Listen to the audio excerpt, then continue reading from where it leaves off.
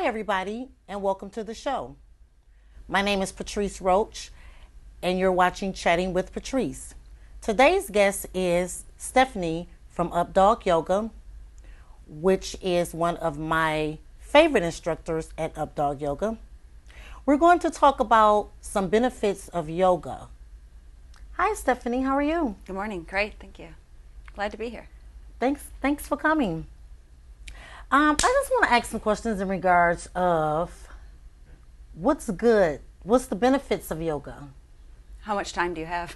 The benefits. I know you can just explain some of the basic Sure. benefits of yoga. There are so many benefits to yoga, mentally and physically. I think the two go hand in hand. Yoga is a workout, so physically there are benefits, but it's also a work in. It's Yes. a time for you to just connect with you and listen to your body, what you need. And then once you do, you start to calm the mind, the oxytocin levels, cortisone levels go down.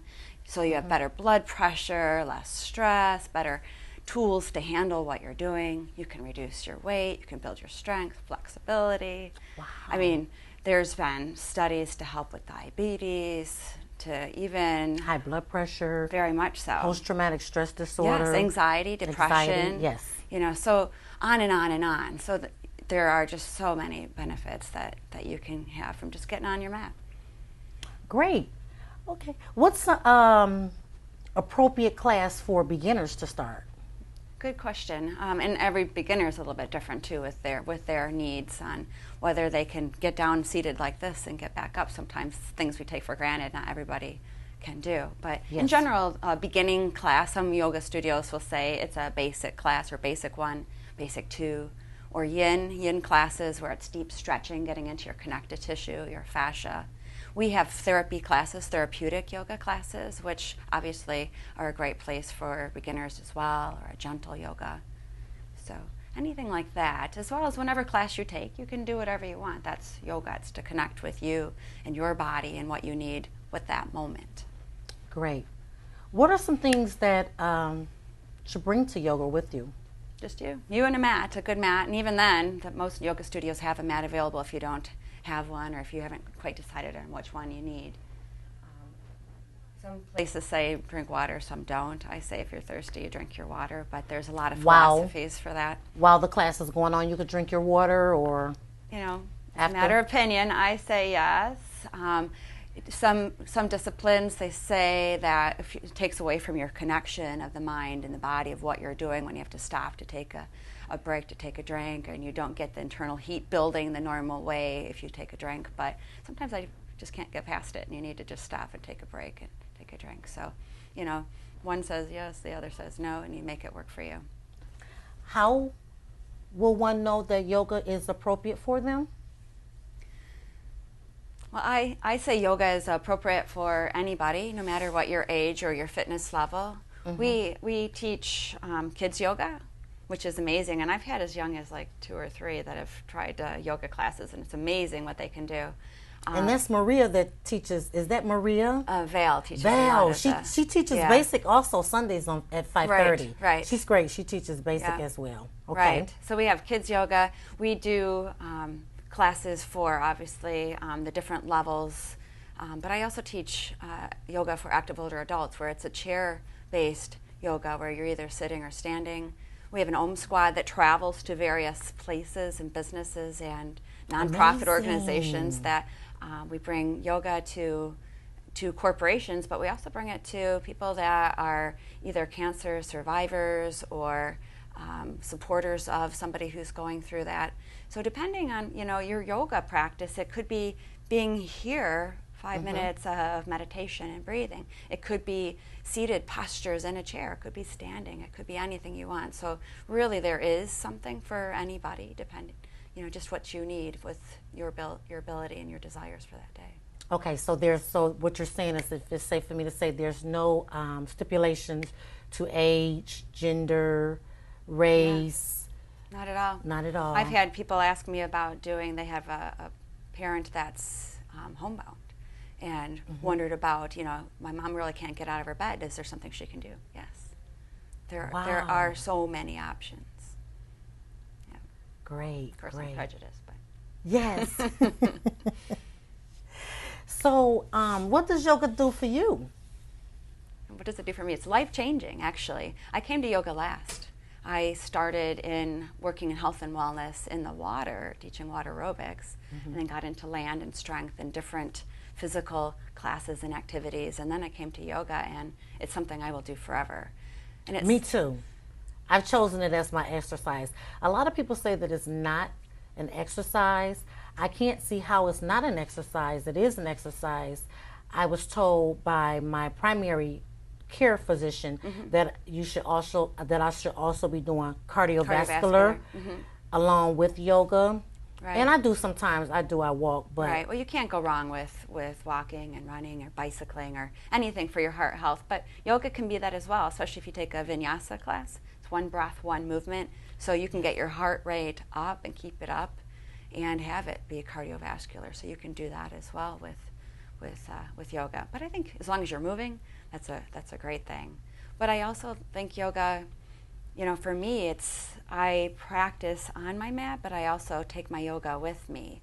And when I find my students that are doing that as well, you're learning how to cope with whatever comes at you in your life, at work, in your family, whatever, and maybe not be so reactive, so judgmental. Exactly. You're practicing yoga. Exactly. I found that to be so true because I feel that things are always coming at us every day. Very much. Experiences, and what I say is so good. good and not so good, but we're learning from Right. those experiences. And you have to one has to know how to soothe themselves. Right. That's what I would say, soothe themselves. Right. And I chose to go for a walk or deep breathing Right. as I'm driving. I'm concentrating Yes. on my dream. You're stressed in traffic, Yes, and you slow down, you take a breath, and maybe Yes. appreciate the scenery. You're going slow, but wow, I never noticed that house before. Or Exactly. look at Exactly. that beautiful sky. Yes, and it brings you right back to consciousness really quick when you just concentrate on your breath, because you can't concentrate on your breath and concentrate on what's going on in your mind Right, at the it same slows time. down and It connects slows you to it the down. present. Yes, Yeah. it does, and that is so helpful. And it just takes you right out of that bad Right. moment. If you're having a bad moment, now if you're Right. having a good experience, Then you're going to really appreciate it and bring it into you. there you go. Yeah, businesses are realizing that too. You can really increase productivity by practicing yoga. That's why a lot of the businesses want our Om Squad to come to them, because they have a chance to not only unwind physically, but to unwind mentally, and then you're ready to conquer your day a little bit freer, a little clearer, different perspective, and things the opportunities are endless. It is.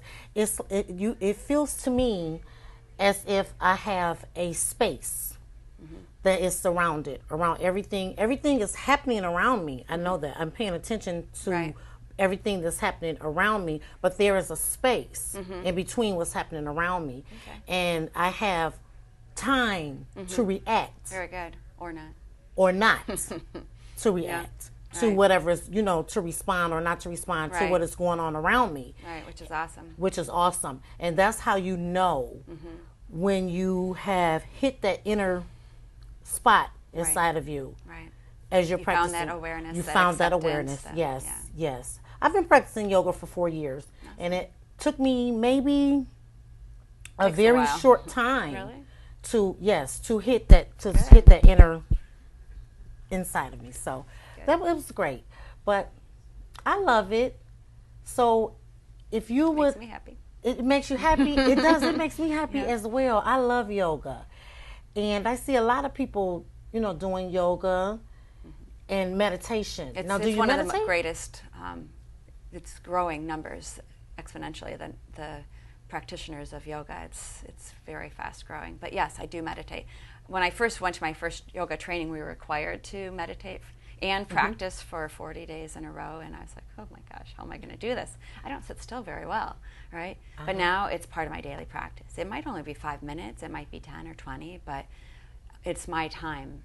Even my kids and my dogs, they know that when I go into the other room, that's my time to reconnect and just to be. And I'm able to then conquer whatever else I need to conquer.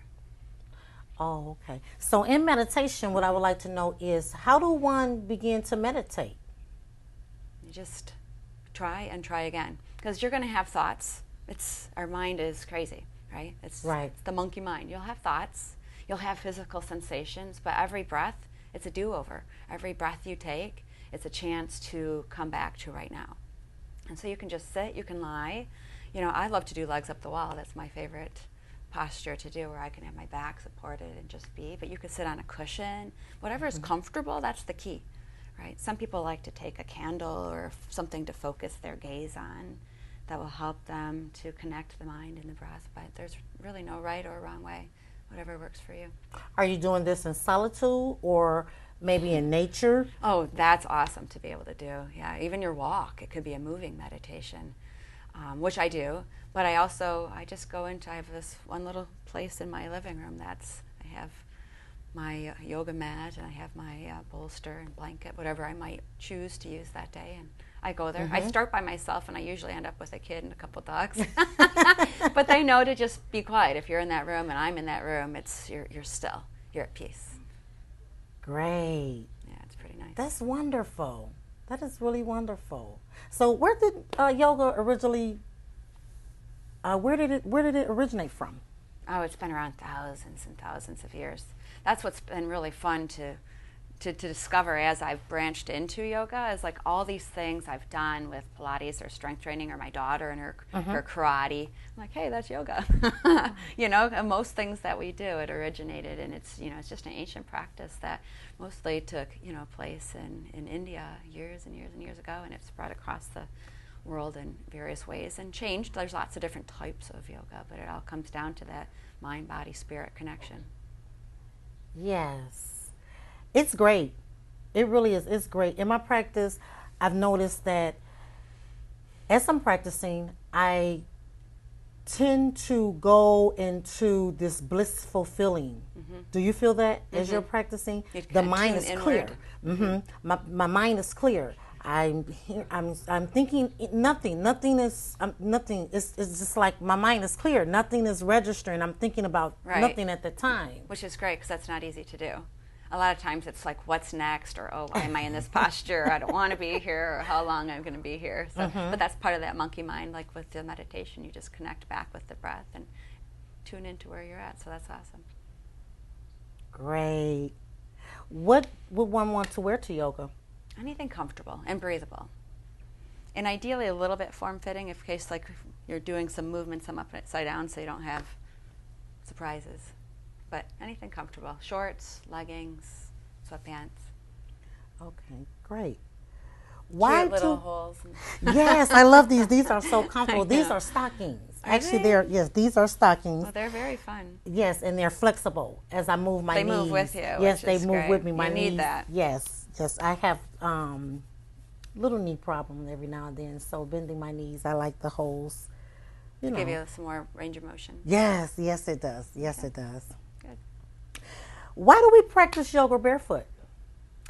Well, and you don't have to. It's very traditional too, but like when I teach some of the classes for active older adults, I give them the option. Because if you have diabetes or some kind of a foot issue, sometimes you need protection and support.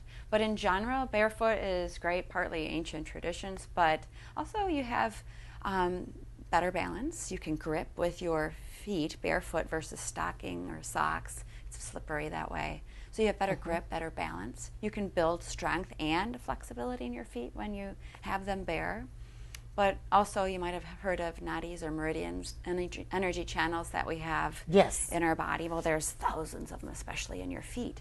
So by pressing into different postures in your feet, you're actually stimulating things in energy systems within your body to help you. So that's one of the benefits. Even though it feels great, mind and body, to be moving, you're actually working into your lymphatic system, your circulatory system, your respiratory system, digestive system, all these things with the different postures that you do in yoga. Great. Long answer there for you.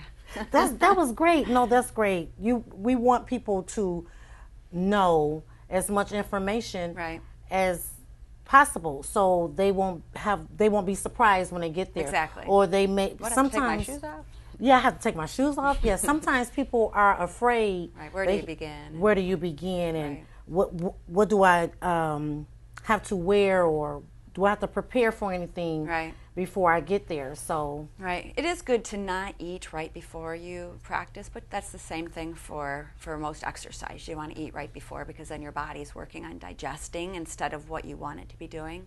yes. So usually they say a good hour or two before you practice that you would want to have eaten so that your body can be getting the benefit of the twist, the digestion, the movement, and you can feel better and get the benefits more too. So that'd be one piece of advice. Great. So is there anything else that you would like to tell people if they would like to consider yoga? I'll give it a try. And try it a couple times. Every day is different. Every teacher is different. Every class is different. And make it work for you. Just because the instructor's asking you to do something, you can make it your version of it because only you know what you need. Listen to your inner teacher. And you might even not even know that that's in you until you practice yoga. And then you tune in and like, oh yeah, it's okay to just go in child's pose, or it's okay to keep 2 feet on the ground instead of 1 or whatever. Yes. Okay, we're going to do a couple yoga poses. Do you mind? I don't mind. I don't mind either. Let's go. All right. So where do you want to begin? Let's begin. Wow. Let's begin Cobra. We're going to do Cobra, up dog, Okay. down dog, child's pose. Fabulous. Do you Okay. want to do a little half sun salutation to get there? Sure. As we're standing? Sure. All right, so stand up really tall. Zip up your core, lift your heart, circle your arms. Big breath in, and then lead with your heart as you fold all the way. And then just bend your knees, build your table.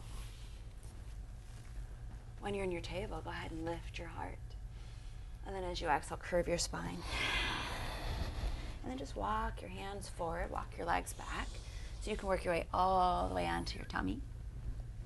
Extend your legs long back behind you as you bring your hands pretty close to your ribs. Press your forehead down towards the floor so you feel your chest lifting, shoulders down and back.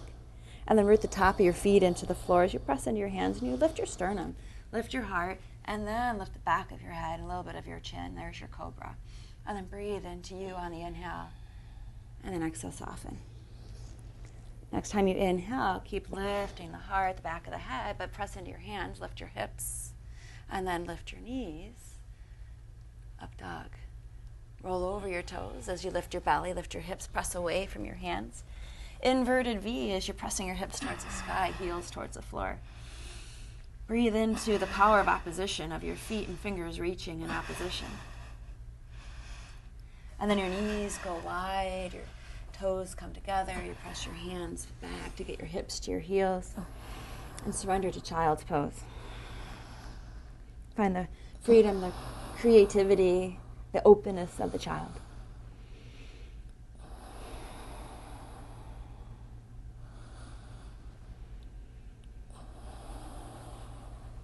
And then press your hands back.